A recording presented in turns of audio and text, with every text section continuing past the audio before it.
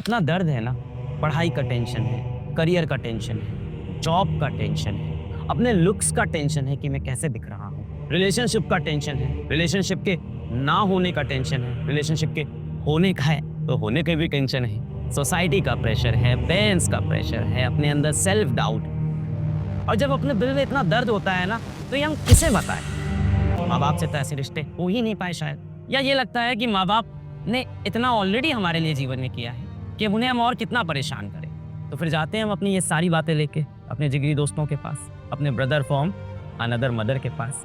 पर अपने दोस्तों से भी ना, अपने सबसे अच्छे दोस्तों से भी हम अपना दर्द बता नहीं पाते, अपनी प्रॉब्लम्स शेयर नहीं कर पाते। जीवन में हजार मुसीबतें हों, जीवन में हजार परेशानियां हों, दिल बिल्कुल टूटा सा हुआ और दोस्त से मिलेंगे तो कहेंगे क्या हाल है भाई के, भाई अपनी तो सब मौज में है।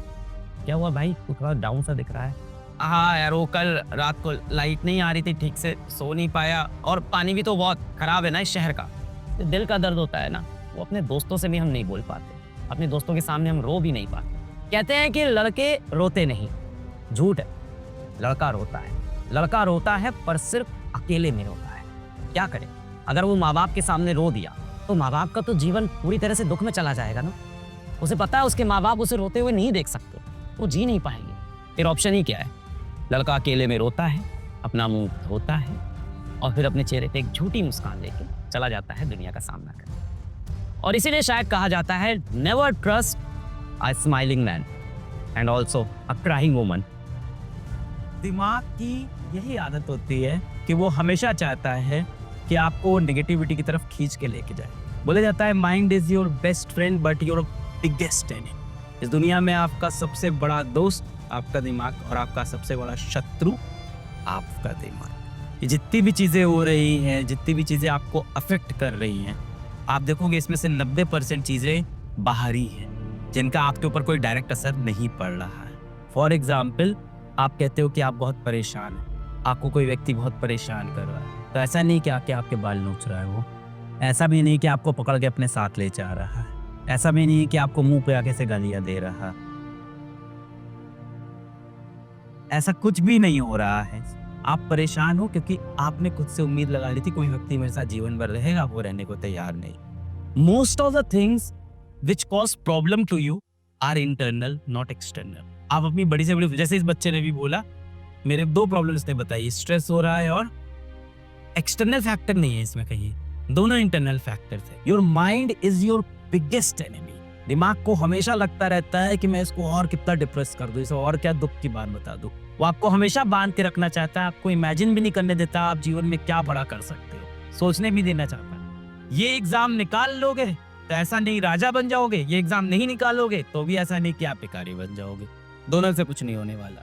देखो, मैं तुमको वो झूठी बातें और झूठा मोटिवेशन नहीं दूंगा कि तुम्हारा एक बार IIT निकल गया, एक बार नीट निकल गया तो तुम्हारी जिंदगी बहुत बेहतरीन हो जाएगी।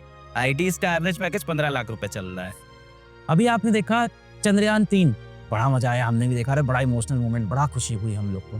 पहुंच गए चांद पे। भारत ने चंद्रयान 3 14 जुलाई को लॉन्च किया। कहाँ जा रहा था ये? साउथ पोल पे, चांद के साउथ पोल पे कोई देश नहीं पहुंचा आज। भारत पहला देश जो साउथ पोल के लिए निकल पड़ा।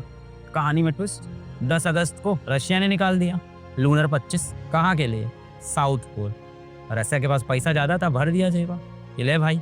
जैसे आपके किसी मित्र के पास ज्यादा पैसा होगा, बढ़िया सुख सुविधाएं हैं, घर में AC लगा है, स्टडी रूम है, बॉर्नविटा मिलता है, और एक आप हो। हमारा देश भी कहीं ना कहीं आर्थिक रूप से उनके बराबर तो था नहीं, जैसे तैसे हमने बनाया था। रशिया ने कहा हमारा तो पहुंच जा गए हैं 5 दिन में, तुम्हारे लगेंगे महीने।